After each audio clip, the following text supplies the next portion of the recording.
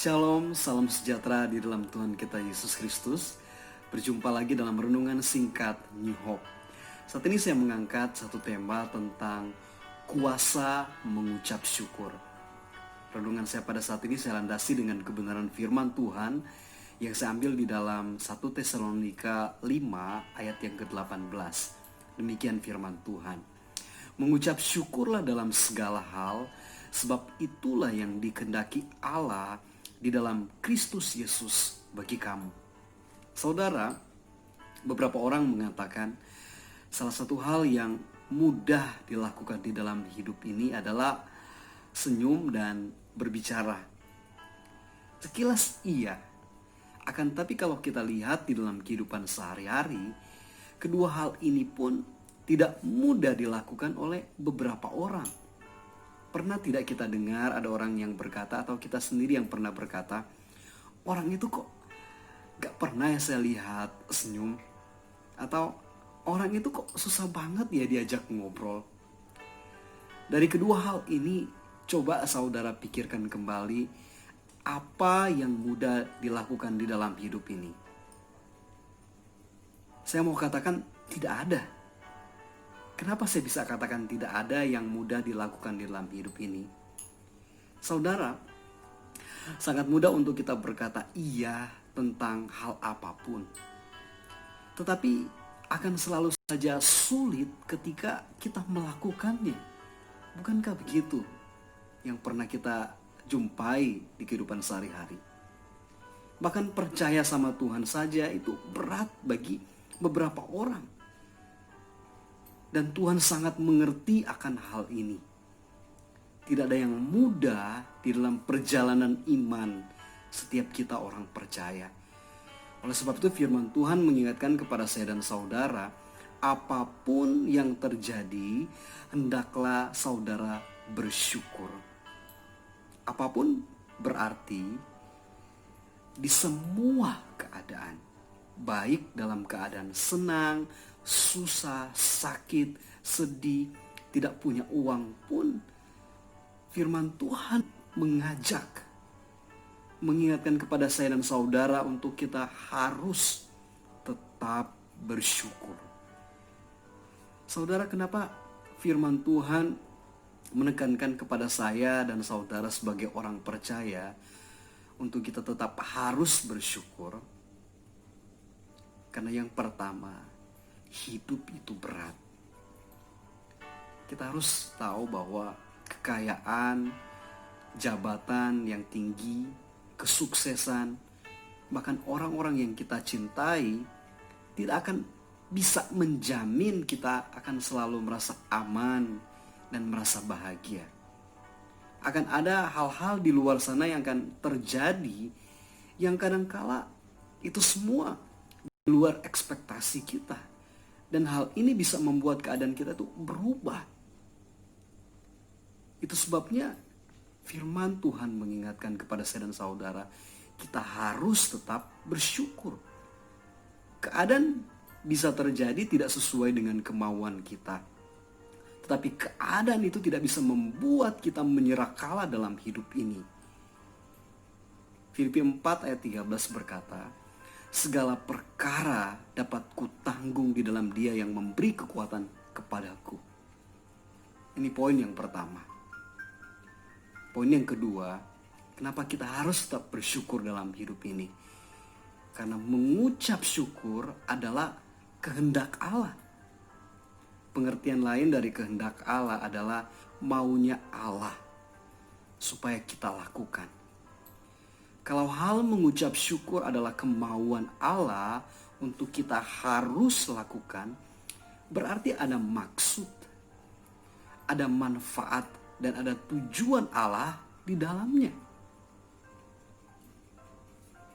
Allah mengajak kita bersyukur dalam firman Tuhan ini. Saya bisa katakan ini di luar pikiran kita dan batas kemampuan kita manusia. Karena kita diharuskan tetap bersyukur tanpa melihat kondisi dan keadaan kita. Tapi inilah Tuhan kita. Dia bekerja di luar batas-batas kemampuan manusia. Makanya firman Tuhan berkata di dalam 1 Korintus 2 ayat 9, tetapi seperti ada tertulis, apa yang tidak pernah dilihat oleh mata, yang tidak pernah didengar oleh telinga, dan yang tidak pernah timbul di dalam hati manusia, semua disediakan Allah untuk mereka yang mengasihi Dia. Inilah poin yang kedua. Dan poin yang ketiga, karena kita sudah menerima keselamatan kekal dari Allah kita. 2 Tesalonika 2 ayat 13 berkata, akan tetapi kami harus selalu mengucap syukur kepada Allah karena kamu saudara-saudara yang dikasihi Tuhan. Sebab Allah dari mulanya telah memilih kamu untuk diselamatkan dalam roh yang menguduskan kamu dan dalam kebenaran yang kamu percayai. Saudara, salah satu anugerah terbesar yang diterima umat Kristen atau pengikut Yesus adalah karya keselamatan lewat penyaliban Yesus yang mampu menebus manusia atau setiap kita dari asal mula dosa menurut Alkitab. Oleh sebab itu, sudah seharusnya saya dan saudara tetap bersyukur atas karunia yang besar ini. Ini poin yang ketiga. Dan poin yang keempat, poin yang terakhir, kenapa kita harus tetap bersyukur di dalam segala keadaan kita? Karena di dalam ucapan syukur ada mujizat Allah yang besar. Yohanes 6 ayat 11 berkata, lalu Yesus mengambil roti itu, mengucap syukur dan membagi-bagikannya kepada mereka yang duduk di situ. Demikian juga dibuatnya dengan ikan-ikan itu, sebanyak yang mereka kehendaki.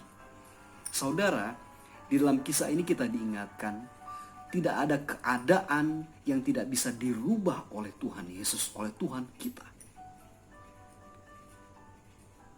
Di dalam kisah ini menunjukkan kepada saya dan saudara, ada kekuatan dan kuasa yang besar dalam ucapan syukur. Karena apa? Ucapan syukur adalah salah satu cara untuk mengaktifkan iman saya dan saudara. Iman selalu berkaitan erat dengan hati kita yang bersyukur. Saudara, saya sangat percaya ada kuasa di dalam ucapan syukur. Mungkin keadaan yang saudara alami saat ini sangat berat. Saudara mungkin sudah angkat tangan dengan beberapa hal yang tidak bisa saudara tangani sendiri. Firman Tuhan mengingatkan kepada saya dan saudara saat ini, jaga hati. Jangan ada persungutan. Tetap bersyukur kepada Tuhan. Saya sangat percaya dan saya yakin ketika kita berusaha melakukan keempat poin ini, akan ada percepatan waktu untuk kita bisa berjumpa dengan mujizat dari Tuhan Allah kita. Dia adalah Bapa kita. Dia mengerti sampai di mana batas kemampuan saya dan saudara karena kita adalah anak-anaknya sendiri. Dia tidak akan meninggalkan saya dan saudara. Percaya akan hal ini. Apapun yang terjadi, kita jangan bersungut kepada Tuhan, tapi kita tetap bersyukur. Naikkan ucapan syukur kepada Tuhan. Saya sangat percaya kita semua akan ditolong, diberkati dan disertai oleh Tuhan. Puji Tuhan Bapak Ibu, demikian renungan saya pada saat ini. Mari kita berdoa. Terima kasih Tuhan, kami sangat bersyukur untuk saat yang indah ini. Kami diingatkan kembali untuk bersyukur kepadamu apapun yang terjadi. Terima kasih untuk semua kebaikan dan kemurahan-Mu dalam hidup kami. Kami percaya apapun yang kami alami, Engkau sanggup menolong kami. Engkau sanggup mengubah yang tidak baik menjadi baik. Ketika kami tetap bersyukur kepada Engkau ya Tuhan.